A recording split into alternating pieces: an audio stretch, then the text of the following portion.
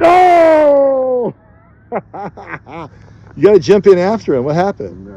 Come on. That means I'm going. Come on, right on. Come on, B. That's a Boca Raton dog right there. I'm in Boca Raton. The Boca Beach dog. It's a Boca Beach dog. You ever dive in right here? Do a belly flop? Haven't done that yet? Not deep enough. Oh, it's abs. Sometimes. What are you talking about? You got 3 feet there. You do a belly flop for sure. No problem. Anyway, I would do it. I would do it. Look at this. This is how people in Boca Raton live. They bring their dogs to the park and they chase lizards. Let's see. I see another one back here. Right there. Right there.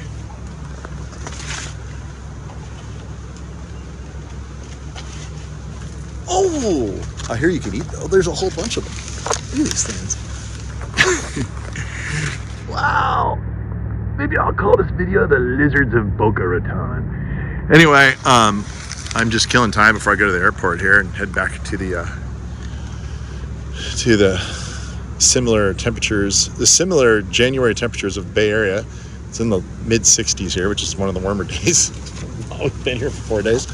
But you got your coconut tree hanging out over the water, the classic tropical look, and beautiful waterfront homes. This is pretty cool.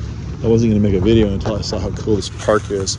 So here I am, and I'm at the Red Reef Beach Park across the street, and up yonder is the Gumbo Limbo Nature Center. And look, there's Ricardo taking it all in. Oh, wow.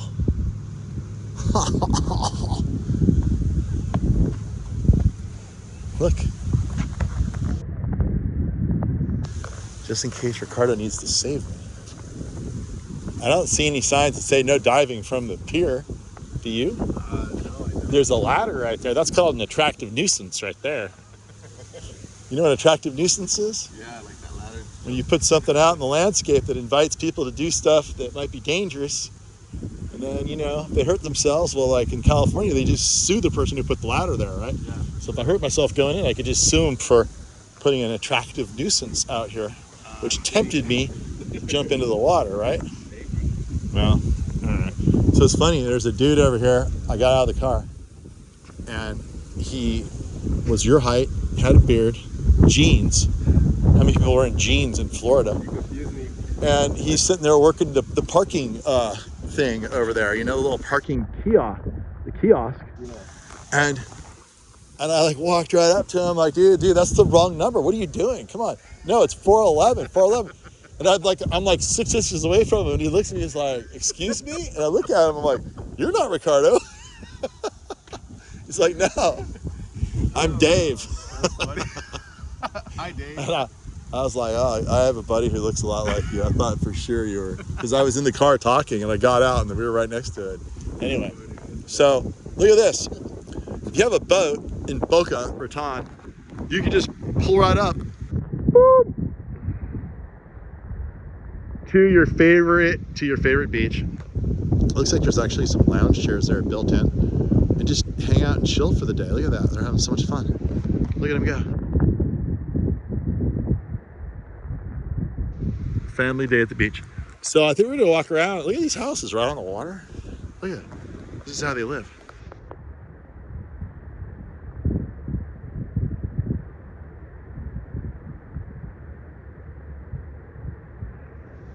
Now, if you're wondering why I'm not talking when I zoom, is because you won't be able to understand me. There's something wrong with my speaker one. I don't know why.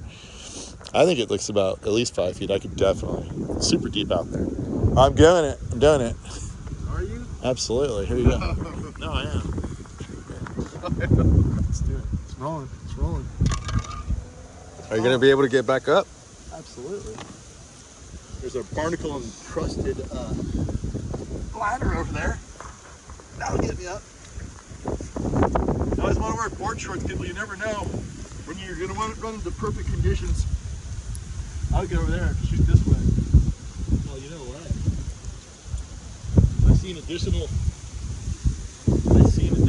attractive nuisance. Yeah.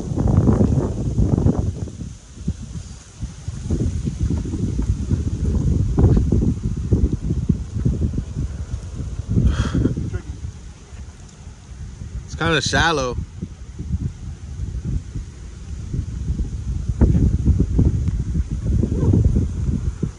Uno, dos, tres.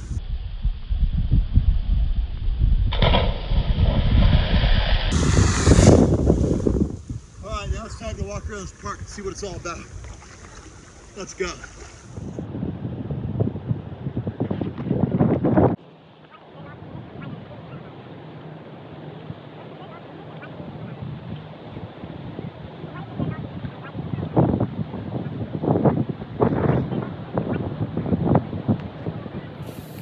Maybe I need to take my social media career more seriously and get myself a camera person, a laptop, tripod, and a beautiful girl to help me put it all together.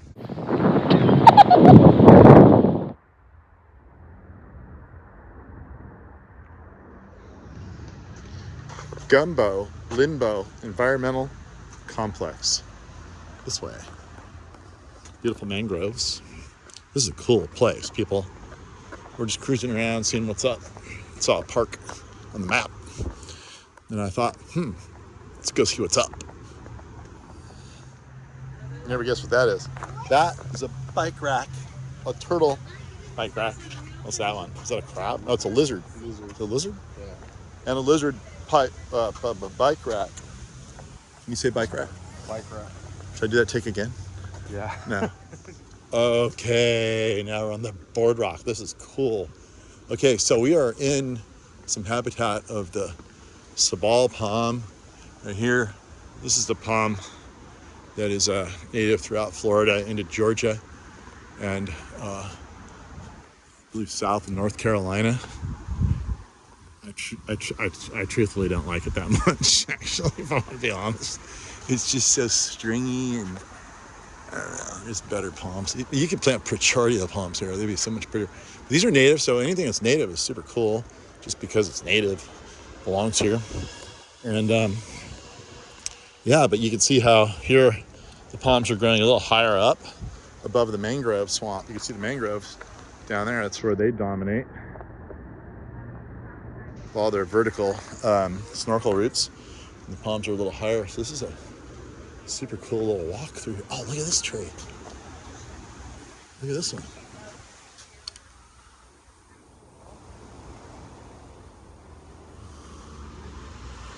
I've seen trees like this in Central America. I wonder if it's the same one.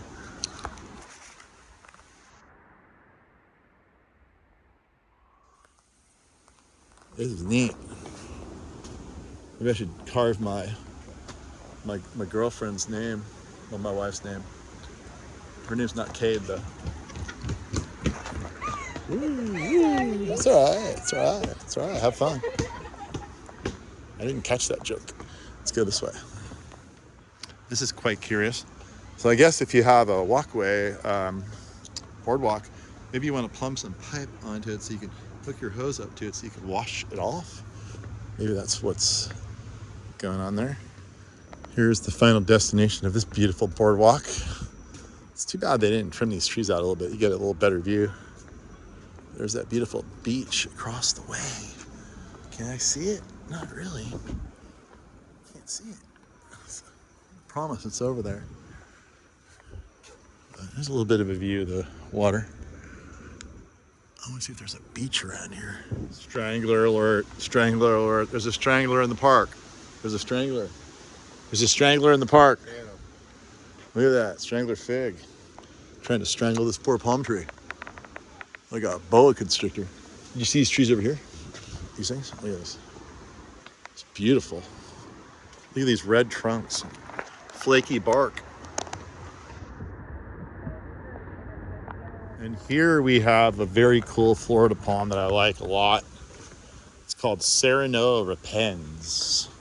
Repens means low growing, but it's oftentimes has some beautiful blue coloration. This is sort of in the middle of its spectrum between lime green and ultra blue.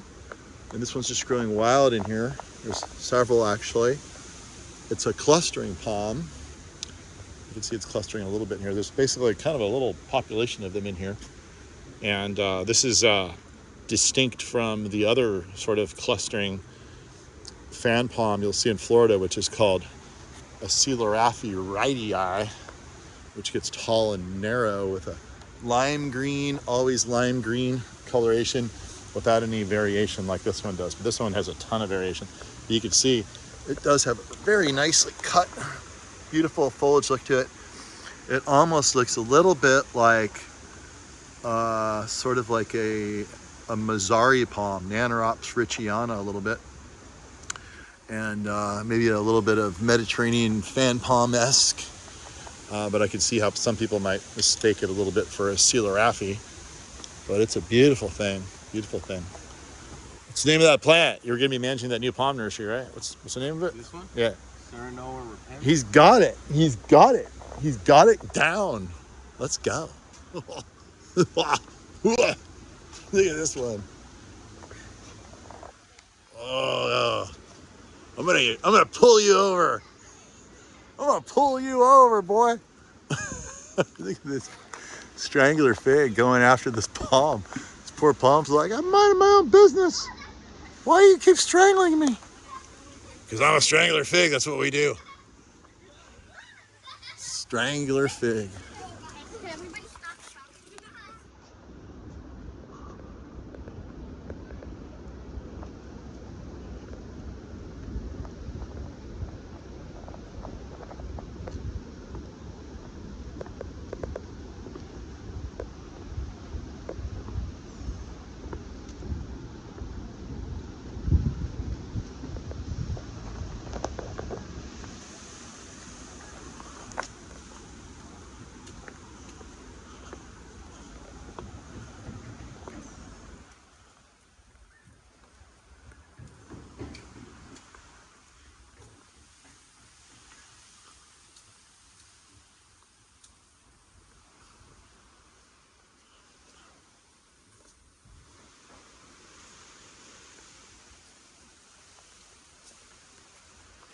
I spy with my little eye something invasive.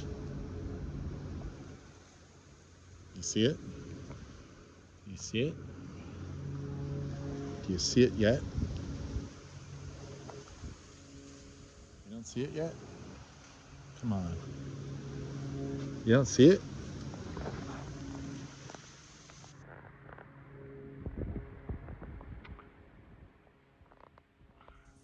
That is a coconut palm. Those invasive coconut palms from, there it is. From Southeast Asia. If you Google our coconut palms native to Florida, which I knew that they weren't, you will find a result that says they're actually native to the Southeast Asia. I'm not even sure if they're native to Mexico. I don't think they made it there. I think every coconut palm you see in the Americas is introduced, because there's no way for them to get there naturally with the ocean currents the way they were, and too cold. And the equatorial current goes from the Americas to Asia, and then by the time it hits Asia, it spins to the north and to the south. It goes to the Arctic and the Antarctic, where all coconuts would have met an untimely death via frigid air in the water. But now that they're here in Florida, they're going hog wild. Look. And as such, they're going to be everywhere. If you Google, are they native to Florida, you'll see a result that says, no, they're not. In fact, they're considered invasive. Well, in northern Florida, they're not a problem because they really can't grow very well. It's too cold.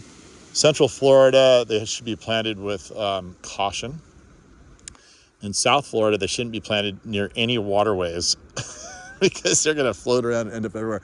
You can see, look at all these coconuts. Look at this. One there. See, I'm going to count. Oh, there's another one sprouting over there. They're everywhere. In fact, maybe I should bring a sprouting coconut home. That'd be kind of cool, wouldn't it? I guess you can't really do that. Import restrictions. But yeah, they're kind of everywhere. And that's just the way it is now. What you gonna do when they come for you, bad boys, bad boys? What you gonna do? What you gonna do when they come for you?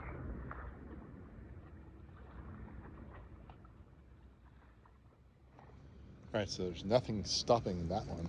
That one's going for it. And this beautiful white sand. Nothing stopping this one. Actually, there is. It's got some kind of problem. There's the new growth. It's trying to fight it. Anyway, looks like it's coming along. Here's a pond that's supposed to be here.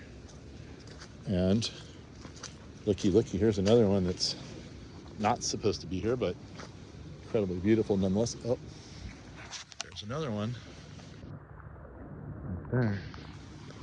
And yet another one. I wonder if they cut these things down, because you'd think there'd be bigger ones around.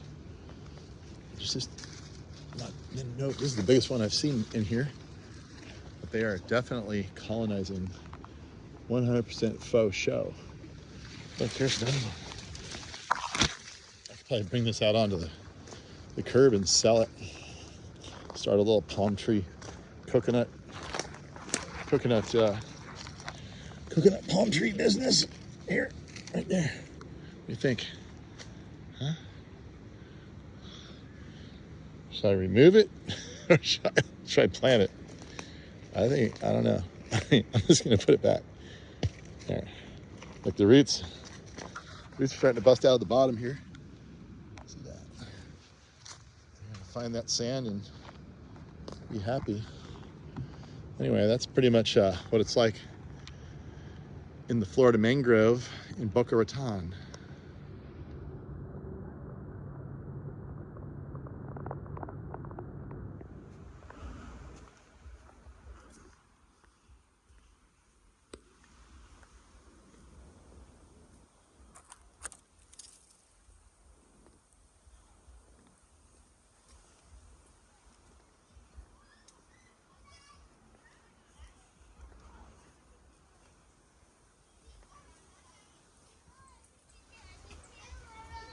Gumbo Limbo, totally free. Look at this, beautiful nature center.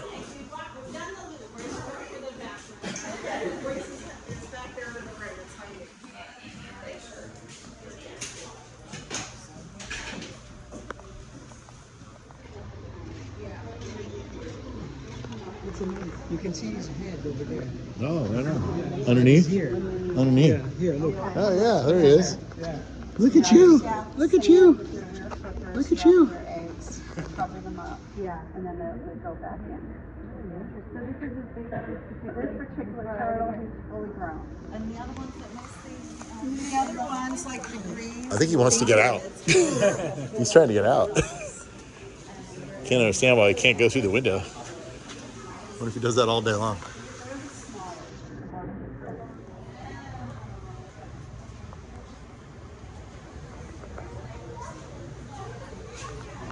So you're a volunteer? Oh, yeah.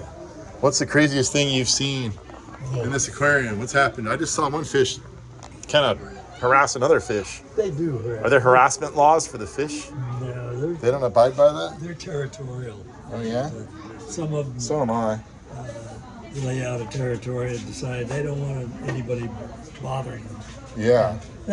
They don't eat each other. They don't. No. I'm kind of like that with They people. just nose each other. That's what I do. You ever seen I've never eaten anybody. Yeah, it's probably not. I don't think it's a good thing to do. This is beautiful though. So how is this place funded? Because it's completely free to get in, which is really surprising. It's owned by Boca Raton. The city of Boca Raton. City, yeah. So those Plus, it does accept donations, oh, that's great. which helps. What a wonderful public asset this is. Right on. All right. Well, thanks for the information. Oh,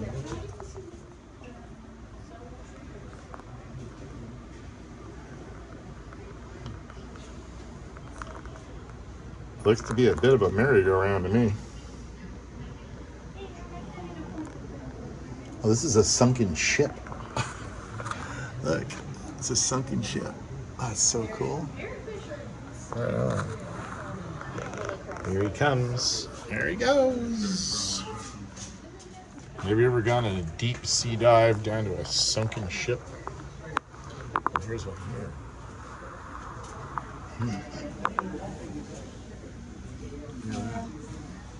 It's almost like visiting the Titanic.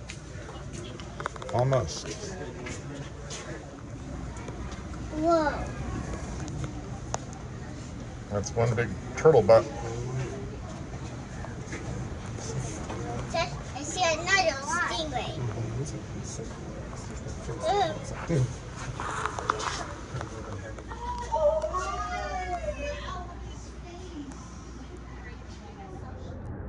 What you looking at?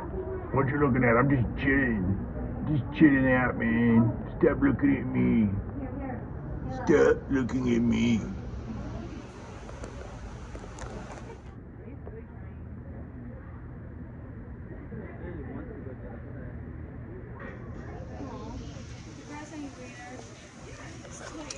And that is the Florida box turtle, Terrapene carolina boweri. Habitat is deep environments such as coastal forests, wetlands, and near swamps. They occasionally soak in water but cannot swim. I wonder what they do when the coastal surge comes, hurricanes. Diet: they live on young box turtles, are mostly insectivorous, while adults will eat insects, plants, and small animals. Cool fact, box turtles are poisonous. They can eat toxic mushrooms and retain the poisons in their bodies. That's a good trick. Don't ever eat one of these things or else you'll learn your lesson. Hey, come on.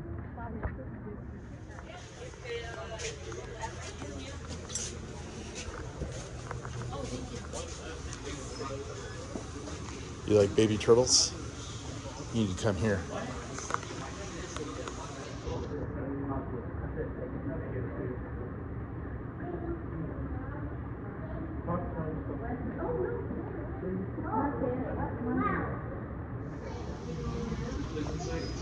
That thing on the side, it looks like FAU.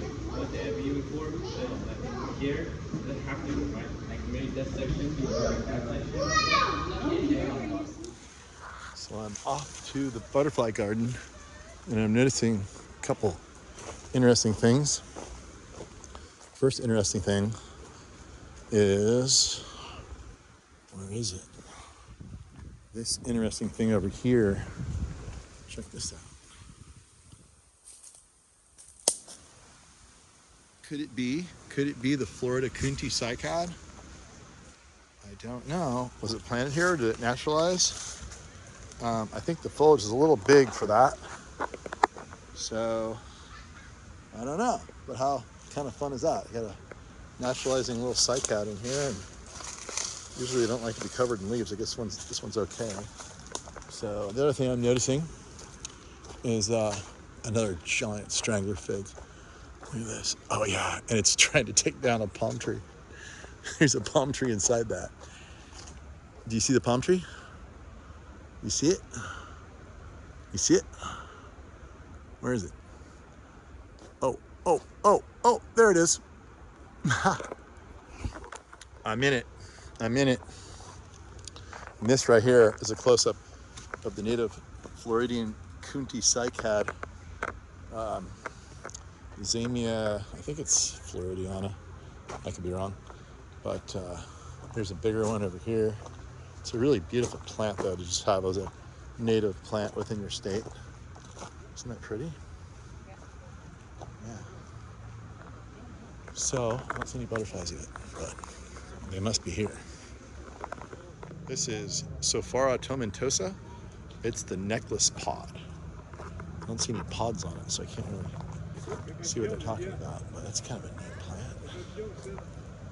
And here is the chiggery vine, Turnura fortia hirsutissima, a forest favorite on the brink. Look at that. It's an interesting. Oh, here's the leaves of it climbing up. They almost look a little bit like what do you call that plant? Kiwi, a little bit. Look at the hair on it. Here's a really pretty thing. And if this is a native Floridian plant, this should be planted everywhere. It's got this gorgeous but very delicate looking pinkish red flowers and these big, beautiful leaves. Isn't that pretty? And here's something worth looking into. This is the American beautyberry. Those are the seeds of the flowers about to open. Certainly the seed pod there. And it's Calicarpa americana. I believe cal is beautiful, carpa is fruit. It repels insects the natural way. That's the part that's interesting that might need further research. Because if that's true, that would be pretty cool.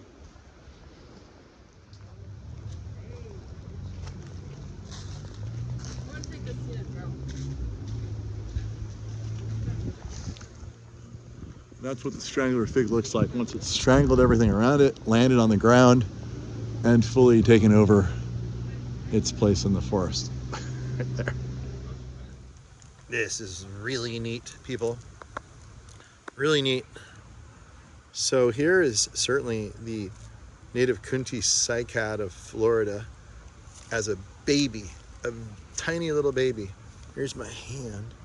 That's how little it is. And look, it just sprouted in the forest all by itself. So the question here is this Kunti habitat? This is how they explain Kunti habitat to be almost swampy, just above the swamp, and in the forest. What's amazing is how it can deal with all this leaf litter above it and not get suffocated by it. And so what I'd like to know from the viewership here, from all of you Kunti experts from Florida or elsewhere, where does the Kunti habitat begin and where does it end, and where does it become most concentrated? Beautiful plant. Look what Ricardo found. Look at that. Butterflies are coming. Here they come. I love these Kunti cycads. They're literally naturalizing throughout this area in here. I'm not sure if they planted them all, or certainly planted some. That one. But they're actually coming up on their own. Fun. All right, here's this beautiful smooth bark sculptural tree out in the parking lot they've used. Look at the beautiful bark on this thing. Foliage isn't much this time of year, but the bark is worth the price of admission alone. Look at this. So pretty. You guys seeing the color that I see? It is so pretty. Look at it. It's a little flaky. I don't know if you want a flaky tree, but sometimes the flakiness can be an attribute. Oh, that's pretty.